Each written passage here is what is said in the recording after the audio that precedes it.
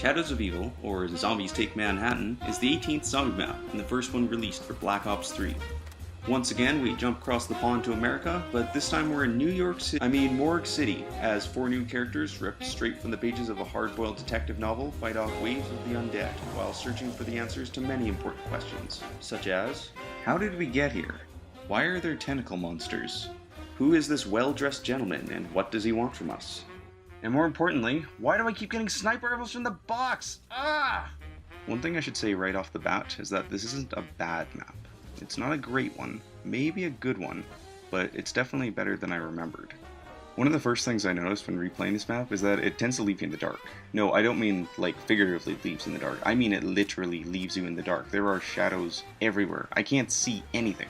Waterfront? More like dark front. Footlight District, more like Dark Light District. Canals, more like Dark Waters. More like Dark Light District. Get it? Because there's a red light district, and wait, didn't I use that already? And on that note, let's go to commercial.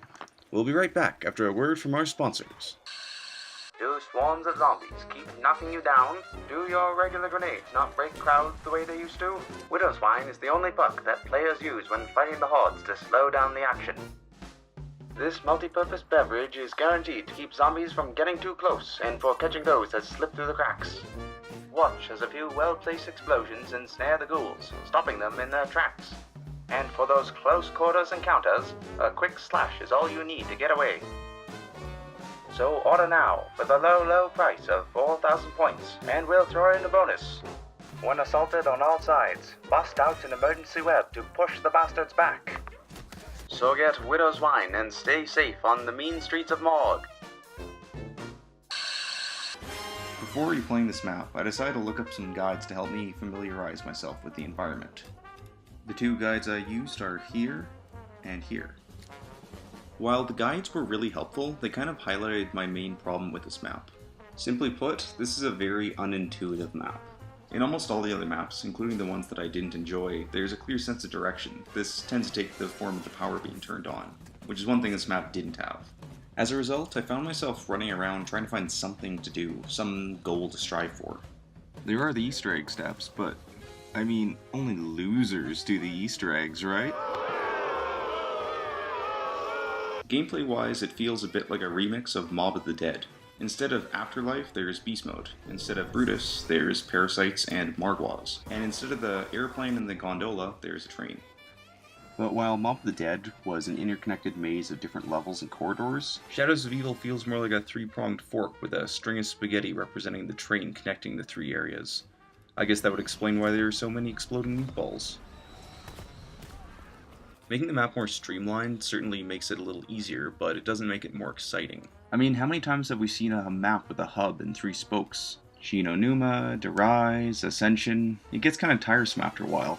And you have to remember, those 3 maps introduce something new and interesting to the zombie formula. Shinonuma revolutionized the way that players would rage at the game after mucking through a swamp to find out that this hut also didn't contain Juggernog. Derise gave us teleporters, Pack-a-Punch, and a new melee weapon courtesy of Itchy and Scratchy. And Ascension changed up how maps would be designed in the future with an emphasis on elevation and open spaces. It also gave us a perk so OP that Treyarch would tease players with its appearance in later maps while removing it from all the HD remakes. But hey, we got Widow's Wine instead, so there's that. So as you can see, each of those maps added something really new and interesting to the zombie formula, whereas Shadows of Evil doesn't really do that. Thankfully, this map continues the long-standing zombie tradition of adding awesome new wonder weapons, or at least altering and reskinning some existing ones. The 2 new wonder weapons are Lil Arnie, or Squid in a Jar, and the Apothecon Servant, or Squid on a Gun. Little Arnie is functionally the same as the monkey bombs, but I love using him. There's a certain joy in the spectacle of throwing a jar on the ground and watching as a writhing mass of tentacles bursts out and starts eating zombies before your very eyes. The Apothecon Servant acts like a portable Gretsch device, and you shoot it instead of just priming it like a monkey bomb. It fires a little black hole that sucks any nearby zombies in. Unlike the Gretsch device, you can't jump into the hole, and it won't affect zombies that aren't within your immediate vicinity. However, it's still incredibly useful And while I could nitpick about how these are basically just old wonder weapons with new names, they fit the map well enough that I feel the whole "if it ain't broke, don't fix it" adage applies. But that's not all that's reused from other maps. Hey, you know what was great in Mob of the Dead? Afterlife mode. Yeah, it was so awesome how it simultaneously fit the theme of eternal damnation and provide an interesting new twist on the revive system. It also gave the crappy players something to shut them up about. "Oh, this map is too hard. Boo-hoo, I keep falling down, no one wants to help me up." So you know what would be great? If we basically just did Afterlife again, but without the reviving mechanic, and where the player turns into a tentacle monster. Still, I suppose that's not fair. I mean, it's not exactly like Mob of the Dead. Wait a second. 4 characters trapped in a bizarre and specific version of hell where they're forced to atone for their past sins? It's just like Mob of the Dead. And look at this. Both maps start off with a revolver at the very beginning, and they're both self-contained maps that really aren't involved in the main timeline. Oh my god, guys, it's all starting to make sense. Now, if you take a look at the time period that each of the maps are set in, and calculate the number of 6.5 hours later. And that's why JFK died in 5, he wasn't assassinated. Wake up, sheeple! So yeah, Beast Mode is just Afterlife, but less so. It still has the zap to turn on the power mechanic, and the jump really high mechanic. Except those don't make as much sense, since we're not ghosts, we're eldritch beasts, and if those Margwas are any indicator, we're probably not too light. I mean, have you seen those guys? They could stand to lose a few pounds. As far as I can see, Beast Mode is basically just included to add more steps to getting to Power/Pack Punch, and to reuse a mode that they presumably still had the coding for. I'm glad they at least redressed it, but it still smacks of laziness to me. Anyway, enough nitpicking. Let's aim for the map's throat and talk about that Easter egg. Just to clarify something.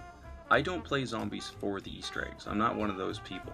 I've always thought that the point of a game mode about killing zombies should be killing zombies, not teleporting and time travel and who gets to be god of all zombies. Still, I do have a passing interest in the Easter eggs, and so I try to keep up with them, even if I don't always complete them.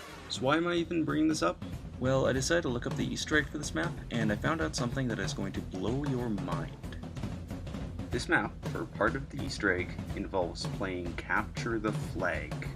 Yes, I shit you not. In order to help the Shadow Man overthrow the Apothecons, you need to play Capture the fucking Flag. I don't know, maybe the Apothecons are just really into outdoor sports. See, in the past, all this nonsense was always backed up by logic. You can't open that electric-powered door because the facility has localized power that needs to be turned on. You can't use the mystery box here because a little girl's teddy bear caused it to float away. You need to go use a little portable hacker to turn off this giant saw, or it'll cut into this greenhouse on the moon and cause the oxygen to escape, which assumes that the engineers who put a giant base on the moon didn't have the foresight to program their giant moon saws not to run amok and destroy shit. That last one sounds weird, but as an engineering student, I could totally see that happening. Especially if I was in charge. See, while the things I just listed may seem insane, at least there's an explanation for why the insane thing needs to happen. This abandoned weapons factory has no power. Okay, little girl lost her dad and wants vengeance. Makes sense. Engineers messed up, and now the only people left alive to stop the giant saw are a drunk, a grunt, a samurai, and Hitler 2.0. I'll buy that. These are good explanations for bizarre events. The Easter egg doesn't have that. There's an explanation for what they're doing, but not why they're doing it. I mean, it's obvious that the Shadow Man just tricked them into doing his bidding, but why would they care in the first place? They go along with the plan since the Shadow Man told them that they need to prove their worth? What the fuck? That's the worst justification ever. I get that he's tricked them into helping him, but why would they even go along with this? Sure, fighting a bunch of zombies makes sense, but doing a bunch of weird rituals? I get the Shadow Man's motivation, and I kind of understand the steps, except, you know, capture the flag. But why are they helping him? If I woke up in a strange place that was like home but there were zombies everywhere, I'd grab a gun, sure, but I'd stay away from any old guys offering to help me if I just prove myself to him by murdering my best friend. Oh yeah, spoilers, they murder their best friends. And not only that, but unlike Mob of the Dead, which is the other one-off map, the whole story of this one is basically useless. You learn that if you complete the Easter egg, Richtofen comes and snatches up the summoning key, drops a hello and thank you, and disappears back to his own dimension. Then, the Apothecons destroy the whole dimension, including you! Everything you did was for nothing! In Mob, the resolution of the Easter egg has meaning because you learn the truth. This is your punishment. This is your damnation. It doesn't matter that it didn't fit into the larger story, since the self-contained story was strong enough not to need anything else backing it up. In fact, it's better that way, since it explains why Zombies is such a continuous, never-ending game mode. They are in hell. What's the conclusion of Shadows of Evil? That everything you did up to this point was a colossal waste of time. Thanks for telling me, Shadow Dude, but I've been playing Call of Duty Zombies for years. I already knew that this was a waste of time. I've been following the series since I was 13, and I've realized more and more that the maps are just a waste of time. Mob of the Dead told me why Zombies was. All Shadows of Evil did was tell me that I should stop playing these games. Whew, that was exhausting. Despite the massive rant that I just went on, I still think that Shadows of Evil is a good map. In fact, I think I had less trouble with this map than I did with other Black Ops 3 maps.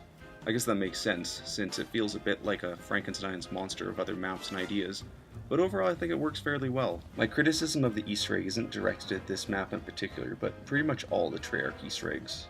I wish that it had been clearer that the rituals were what unlocked Pack-a-Punch, that way I wouldn't have ignored them so hard. Still, it works pretty well overall, and it's better than both some later and earlier maps. Before I go, let's talk about one more thing. Tone. Shadows of Evil has a more consistent tone than maps like 5 or Transit, but that's not saying much.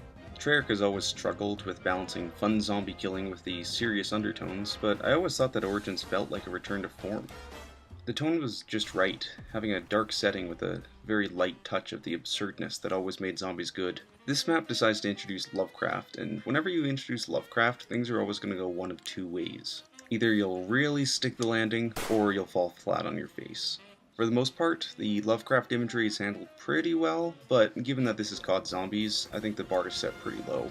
I'll say this much though, it definitely fits this map better than it fits Revelations. But we really have to ask ourselves, why did they even bother including Lovecraft? I really wish they'd just stick to what they know, rather than try to drag other themes and mythos into this game.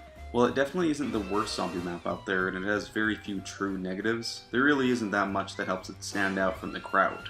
Mob of the Dead has a better setting and tone, Origins has more enjoyable gameplay, and nearly all the other maps were easier to pick up intuitively, even if they were more difficult. Overall, Shadows of Evil is a very good, fairly solid map that really just doesn't have much to help it stand out from the crowd.